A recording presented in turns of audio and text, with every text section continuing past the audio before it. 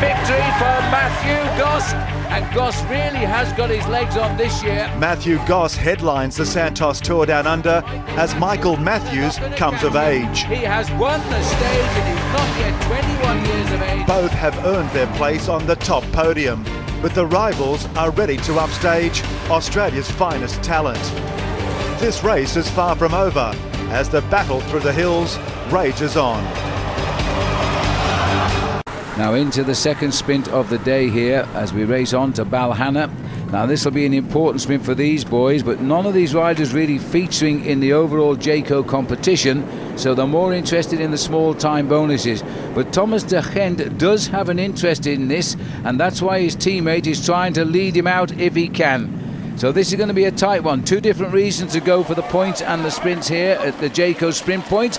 And this is a fine tussle here. But the Belgian sprinter, Thomas de Gent, has been in the action all week, has got himself most points there, ahead of Biel Kadri of AG2R.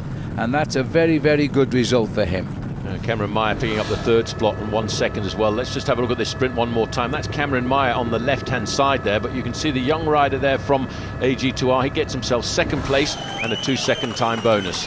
Now Kadri sits 13th overall in this race, and then we've got Cameron Meyer a little bit further back, but in fact you notice now that Kadri has gone. As soon as he came over that finishing line, you might have seen him in the distance there. Orders from the team management, drop back into the field. So he's actually surrendered and gone back into the pack. So there's only 5 left now.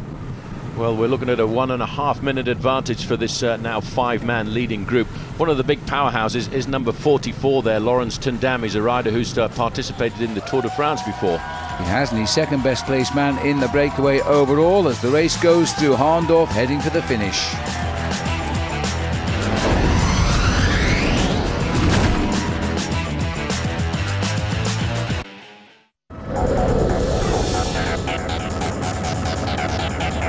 Well, the 5 riders survive, and surprisingly so, Paul, because these crosswinds are really hurting the peloton.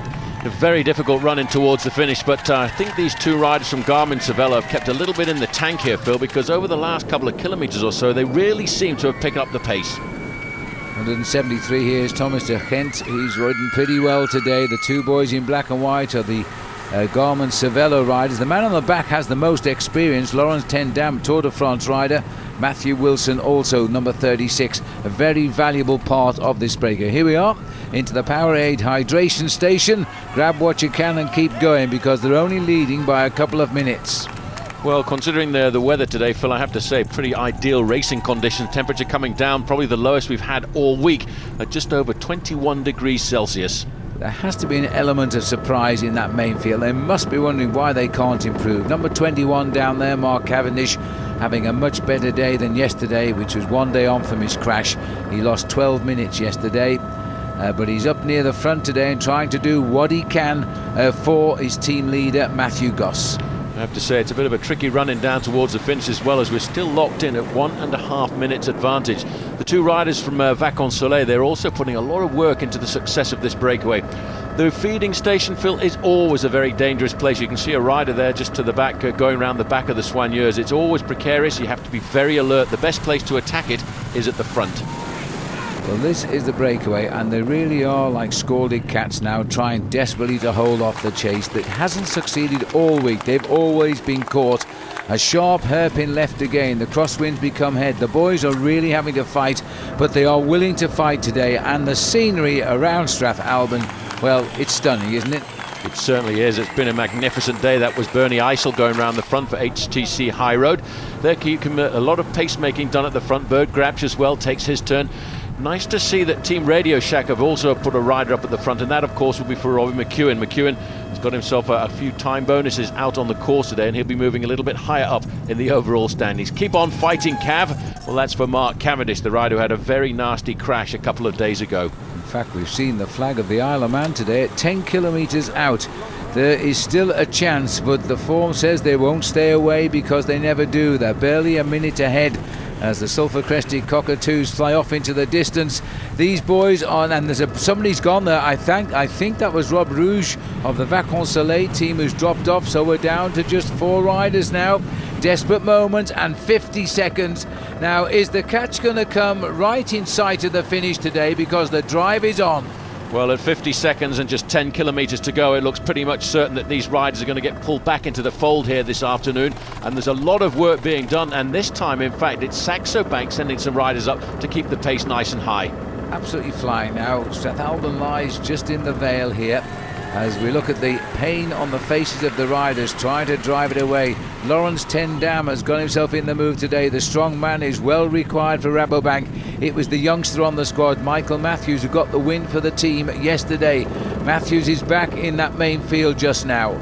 Well, Matty Wilson was the last rider in that leading group of 4, and he was hanging on with his bare teeth, but they realise they've got to keep the pressure on. It's a bit of a tricky run into the finish line as well, with a number of very difficult 90-degree bends, and I would have to say these guys, they need to pull them back into the fold before they get to that part of the course. 40 seconds is the gap now as they drive on. Cameron Meyer goes through. 6 gold medals won last year on the track, 3 at the Commonwealth Games and 3 at the World Track Cycling Championships.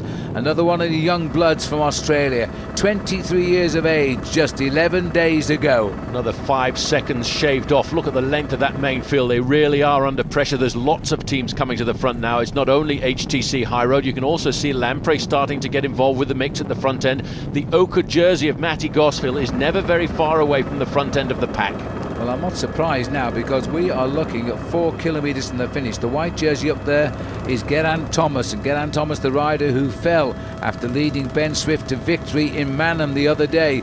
Look at the back of this field. They are being ripped apart by a very strong wind, and these boys are refusing to give up here. Just about hanging on the back now. Thomas de Ghent. Going forward, you've got Lawrence Ten Dam. Then you've got the 2 boys with the most to gain, because if Cam Meyer can get a good win bonus or even show daylight by the finish, he could be the next leader of the race. Well, there they are, the 4 men who've survived that early morning breakaway. Most of the work now is being done pretty much by Matty Wilson. He's moved there into 3rd place, but he will sacrifice himself. I would think if he does do anything, it'll be to try and set the sprint up down towards the end for their man Cameron Meyer, because the main field, Phil, is still at 42 seconds. Well, this is amazing. They have been totally defiant here. Ten Dam is now 30 years of age, and he is the most experienced, as I say. This is the turns now. There's a series of them to line up for the finish, and there's every reason to believe now they are not going to be caught, these boys.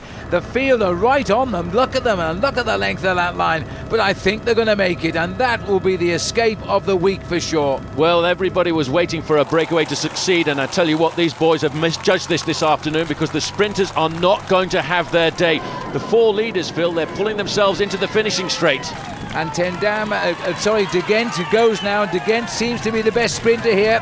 Matthew Wilson has got out of the way, but he's being chased by Cam Meyer.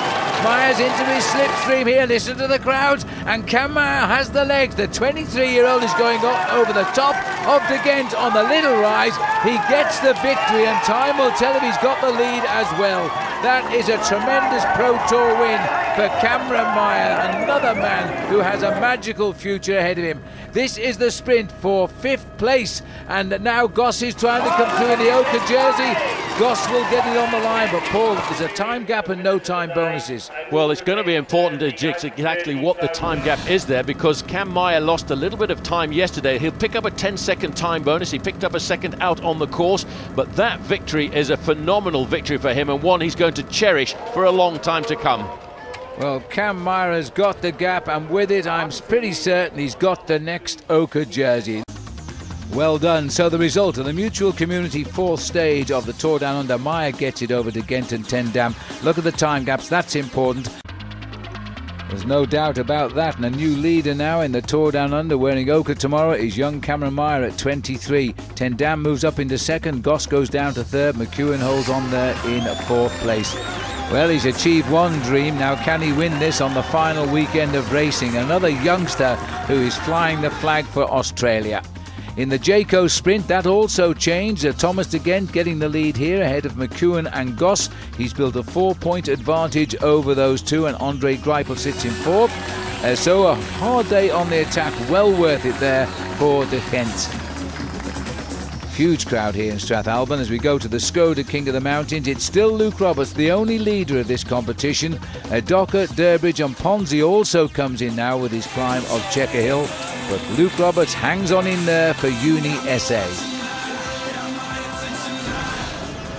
And in the other competitions too, as we see the big crowd down there, and the Hindmarsh Most Aggressive Rider was awarded to Thomas De Gent, and he was on the attack again today. In the Cycle Instead Young Rider competition, Cam Meyer leads in that as well. So all the young blood are waiting now for the Battle of Wollonga Hill.